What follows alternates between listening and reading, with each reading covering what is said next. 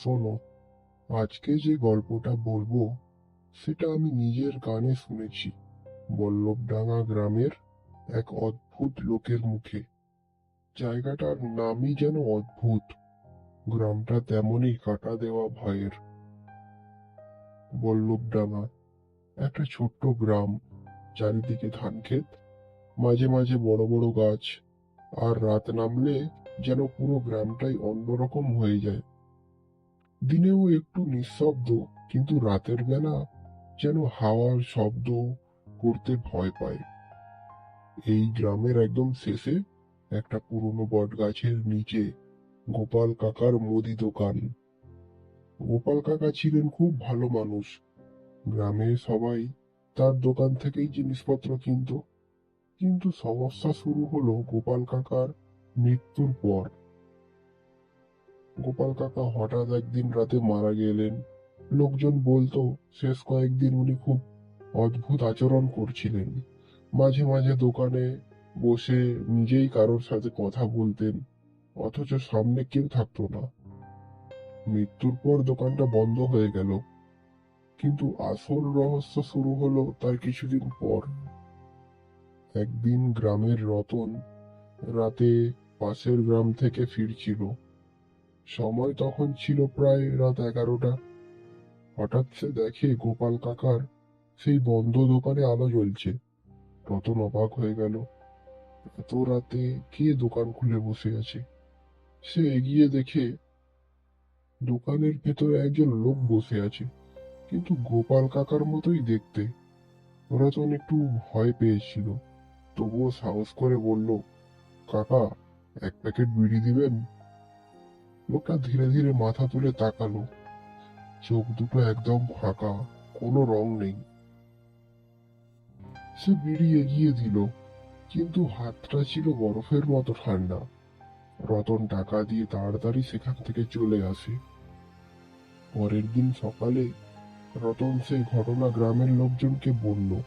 সবাই তো শুনে হেসে উঠল। তুই কি পাগল হয়েছিস? দোকান তো অনেকদিন আগেই বন্ধ হয়ে গেছে। রতন তখন পকেট থেকে একটা সেই বিড়ির প্যাকেটের বের করলো। সবাই অবাক। প্যাকেটটা পুরনো, ধুলো জমা, আর তার উপর লেখা গোপাল স্টোর। গ্রামের লোকজন তখন একটু ভয় পেতে শুরু করলো। এরপর থেকে মাঝে মাঝে অনেকেই রাতে সেই দোকান থেকে আলো জ্বলতে দেখতে পেত।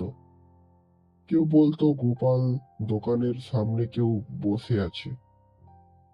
কেউ বলতো গোপালের দোকানের ভেতর থেকে ফিস ফিস করে কথা বলার শব্দ আসে। কিন্তু কেউ সাহস করে যেত না। গ্রামের সব থেকে সাহসী মানুষ ছিল হরিদাস কাকা। সে একদিন ঠিক করলো, আজ দেখি ব্যাপারটা কি। রাত 12টার সময় সে লাঠি নিয়ে দোকানের দিকে গেল। দেখে আলো জ্বলছে, আর ভেতরে কেউ বসে আছে।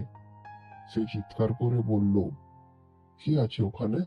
ভেতর থেকে ধীরে ধীরে একটা গলা ভেসে এলো, হরিদাস, এতদিন পর এলি?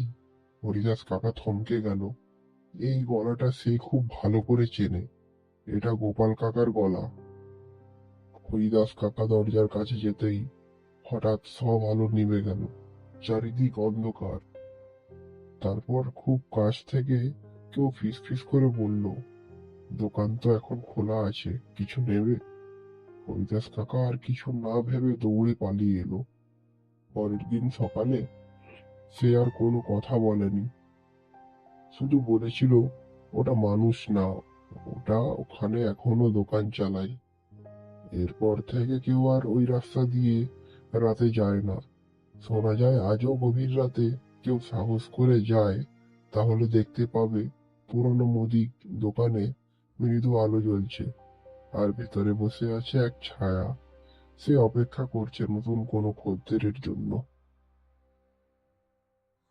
এই গল্পটা শোনার পর আমি নিজেও একবার গিয়েছিলাম ওই গ্রামের দিকে, কিন্তু বিশ্বাস করো, সন্ধ্যা নামার আগেই আমি সেখান থেকে ফিরে এসেছিলাম।